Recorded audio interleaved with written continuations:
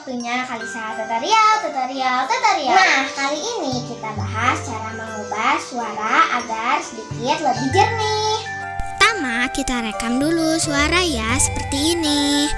Allahul kafi Rabbunal kafi Qasyadanal kafi Wajadanal kafi Likulil kafi Kafanal kafi Wa ni'mal kafi Alhamdulillah.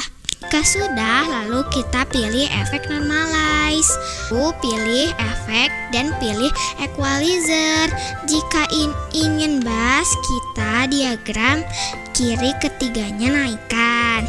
Dan jika ingin suara renyah, diagram kanannya naikkan, guys. Diagram kiri turunkan. Lalu kita pilih kompresor, lalu play dulu. Jika sudah pas lalu apply. Nah, jika sudah, kalian bisa pilih noise reduction jika ada kebisingan, tapi aku nggak pernah pakai sih di aplikasi ini. Terakhir, kita pilih echo ya, agar terdengar seperti di studio rekaman ya. Nah, sudah beres. Save jangan lupa, lalu tambahkan ke aplikasi lain. Bisa tambahkan ke video kita yang sudah selesai. Yuk kita dengarkan.